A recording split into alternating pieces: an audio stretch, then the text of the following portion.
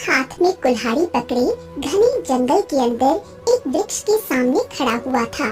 हाँ, आज तुम चाहे कितने पुराने पेड़ काहे न हो, हम हैं लकड़हारा और हम तुम्हारा चीथड़ा चीथड़ा कर देंगे और तुम्हें बाजार में बहुत ही अच्छे दाम में बेचेंगे। चल भैया। इतना बोलकर आदित्य कुल्हाड़ी चलाने ही वाला था कि तभी वहाँ पर दूसरा लकड़हारा आ गया, जो आदित्य का मजाक उड़ाते हुए बोला, अरे भैया रुको रुको रुको, अरे तुमसे कितनी बार कहा है आदित्य, लकड़हारे का धंधा छोड़कर कोई दूसरा धंधा पकड़ लो। ये सुनकर आदित्य क्रोधित हो गया और बोला, क्या बकवास कर रहे हो तुम, पगला वगला गए हो का? अरे सही तो कह रहा हूँ, तू अपनी लकड़ियाँ लेकर जब भी बाजार में जाता है कोई ग्राहक तेरी लकड़ियाँ नहीं खरीदता। थक हार कर तू अपनी लकड़ियाँ गांव में ही आधे पौने दाम में बेच देता है और गांव वाले भी तरस खाकर तेरी लकड़ियाँ खरीदते हैं कि कहीं तू भूखा ना रह जाए। और तू जितनी लकड़ियाँ काटता है ना, आधी ही बाजार में ले जा पाता है, कोई न कोई मुसीबत टूट ही जाती है। ये सुनकर आदित्य निराश हो गया। हाँ, अब जो भी हो, लेकिन हमें विश्वास है कि एक ना एक दिन हमारी तकदीर के सितारे जरूर पलटेंगे। अरे कुछ लोगों की तकदीर कभी नहीं बदलती आदित्य, उनके सितारे गर्दिश में ही रहते हैं। तू गरीब था और गरीब ही रहेगा। इतना कहकर दूसरा लकड़हारा आदित्य का मजाक उड़ाता हुआ वहाँ से चला गया। आदित्य लकड़ियाँ काटने में लग गया। कुछ देर बाद वो लकड़ियों का गट्ठर बनाकर गांव की दिशा की ओर मुड़ा ही था कि तभी आसमान में काले बादल छा गए और हल्की फुल्की बूंदाबांदी शुरू हो गई। ओहो, क्या तुझे भी अभी बरसना था? अरे लकड़ियाँ गीली हो जाएंगी और गीली लकड़ियाँ बाजार में कोई नहीं खरीदता। काहे बरस रहे हो बादल देवता? तभी भयंकर वर्षा होने लगी।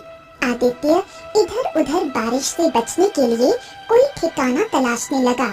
तभी उसकी नजर एक खंडहर पर पड़ी। आदित्य तुरंत उस खंडहर के अंदर चला गया। हो चलो, अच्छा हुआ ये खंडहर तो मिल गया, नहीं तो हमारी सारी मेहनत पे पानी ही फिर जाता। तभी आदित्य के कानों में किसी शेर का गर्जना भरा स्वर टकराया। जब आदित्य इधर उधर देखने लगा तो उसे अंधेरे में दो चमकती हुई आंखें दिखाई दी, जो उसकी ही ओर चली आ रही थीं। कुछ ही देर बाद आदित्य समझ गया कि वो दो आंखें किसी और की नहीं बल्कि जंगली शेर की थीं।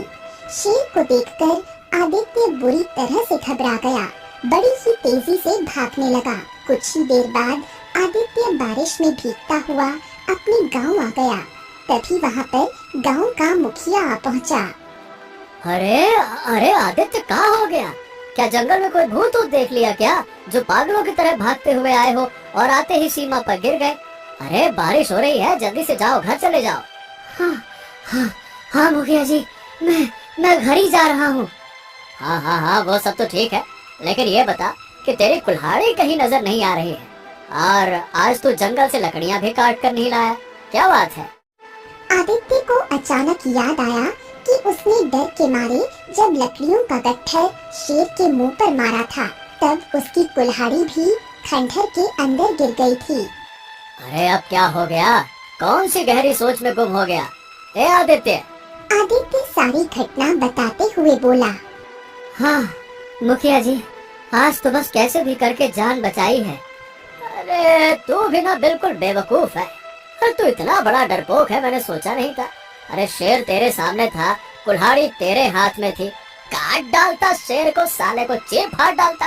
अरे इसी बहाने तेरी बहादुरी के चर्चे हो जाते और क्या पता इसी वजह से तेरी लकड़ियां भी बिकने लगती और तू प्रसिद्ध लकड़हारा बन जाता। लेकिन तू प्रसिद्ध लकड़हारा कहाँ से बन पाएगा? तेरी तो किस्मत ही खोटी है, तू कभी तकदीर वाला हो ही नहीं सकता। मौका तेरे सामने था, साला वहाँ से भाग आया। और क्या, जा घर जा, आराम कर, बड़ा आया। इतना कहकर मुखिया आदित्य का मजाक उड़ाता हुआ वहाँ से चला गया। कुछ देर बाद आदित्य अपने घर आ गया और अपने आप से बोला, हाँ, दूसरे लकड़हारे की बात सही थी, हमारी किस्मत के सितारे गर्दिशे में रहेंगे और कुछ लोगों की तकदीर वाकई में कभी ना बदलती। मुखिया भी सही कह रहा था। हमारे पास कितना अच्छा मौका था जो हमने गवा दिया। अरे हमारे दिमाग में ये बात भी नहीं आई, क्या कहें अब। इतना बोलकर आदित्य गहरी नींद की आगोश में समा गया। अगले दिन आदित्य सोकर उठा और जंगल जाने की तैयारी करने लगा। तभी उसे याद आया कि कुल्हाड़ी तो जंगल में ही रह गई थी। अरे धात तेरे की, कुल्हाड़ी तो उसी ही खंडहर में है। अब तो सबसे पहले हमको जाकर उस खंडहर में कुल्हाड़ी को तलाशना होगा। अरे क्या कहे, अब तो हम जैसी फूटी किस्मत वाले को तो कोई दूसरा लकड़हारा कुल्हाड़ी भी उधार नहीं देगा। चल भाई। इतना बोलकर आदित्य जैसे ही घर से बाहर निकला,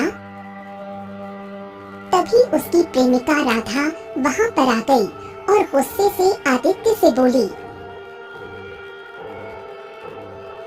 लगता है मेरा तुमसे शादी करने का सपना अधूरा रह जाएगा। क्या हो गया राधा, तुम इतनी गुस्से में काहे हो? कल लड़के वाले देखने के लिए आए थे और मुझे पसंद करके चले गए हैं। आखिर तुम मेरे पिता से हमारी शादी की बात कब करोगे? ये सुनकर आदित्य क्रोधित हो गया और राधा से बोला, अरे तुम तो ऐसे बोल रही हो जैसे तुम्हारे पिता कोई गैर गुजरे लकड़हारे हो। अरे तुम्हारे पिता गांव के जमींदार हैं, जमींदार। अगर उन्हें मेरे और तुम्हारे प्रेम की बात पता लग गई ना तो हमारी जान ले लेंगे। वो बात करती हो।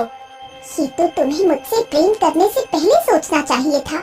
कान खोल कर सुन लो, मैं शादी करूंगी तो तुमसे ही करूंगी, नहीं तो मैं अपनी जान दे दूंगी। इतना कहकर राधा वहाँ से चली गई।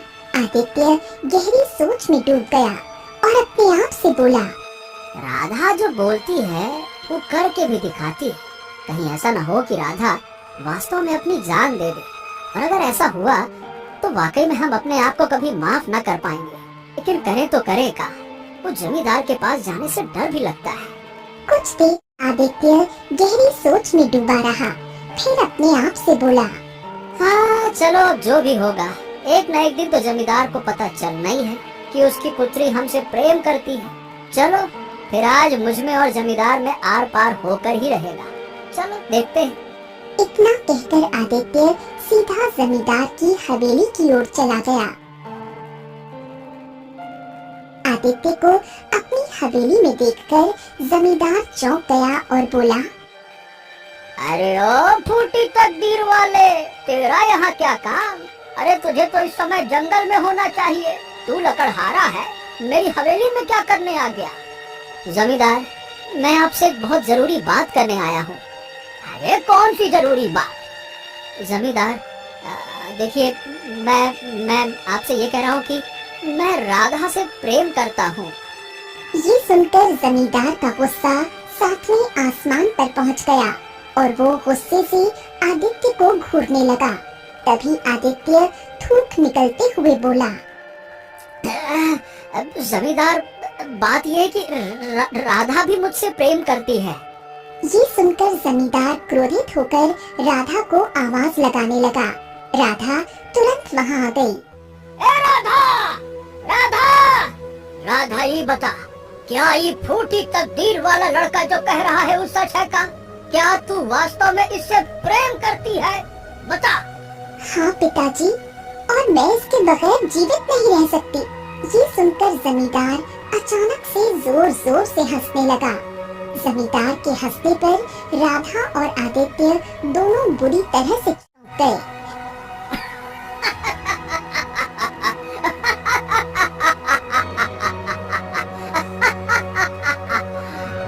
आदित्य जमींदार को हंसते हुए देख धीरे से अपने आप से बोला, लगता है इस बात का गहरा सदमा लगा है जमींदार को।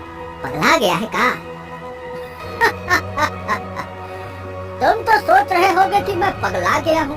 अरे मैं पागल नहीं हूँ। मुझे हंसी इस बात पर आ रही है कि मुझे अब तक पता ही नहीं था कि मेरी बेटी का मानसिक संतुलन इतना खराब है। अगर मुझे पता होता तो मैं बचपन से ही अपनी बेटी राधा का इलाज किसी बहुत अच्छे चिकित्सक से करवाता। वो अब तक तो ठीक हो गई होती। पिताजी, ये क्या कह रहे हैं आप?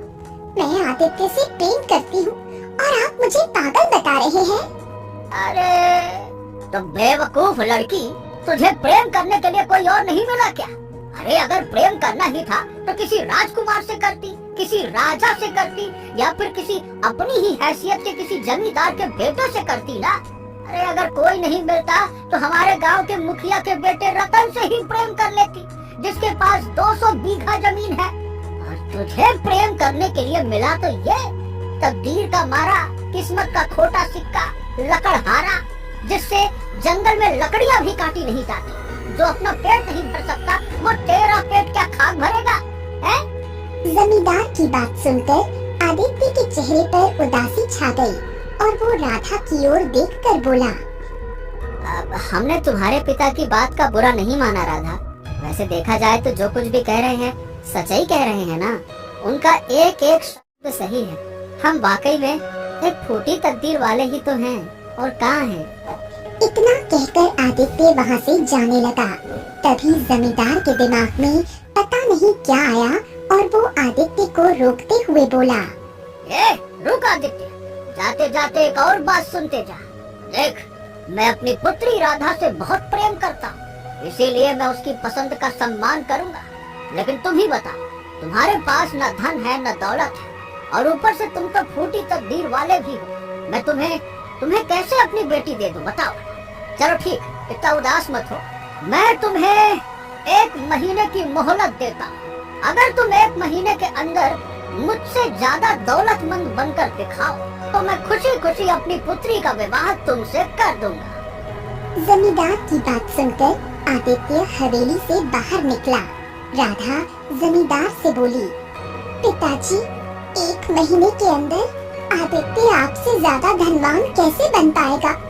देखो राधा, सीधी बात है कि होना तो ये चाहिए था कि जब मुझे पता लगा कि तू आदित्य से प्रेम करती है तो मैं आदित्य के हाथ पैर तोड़ देता। लेकिन फिर भी मैंने तेरे प्रेम का सम्मान किया। मैं तुम्हारा विवाह आदित्य से करने के लिए अभी भी तैयार हूँ। तो अब आदित्य भी अपने आप को तैयार करे। अगर वो तुमसे वास्तव में सच्चा प्रेम करता है तो तुम्हारे लिए इतना तो कर ही सकता है ना, है? इतना कहकर जमींदार अपनी हवेली से बाहर बगीचे में पहुंच गया। तभी वहां पर जमींदार की पत्नी आ पहुंची और जमींदार से बोली, क्या कह रहे हैं आप? आपको तो लकड़हारे के हाथ पैर तोड़ देने चाहिए थे। आपने तो उसे 1 महीने की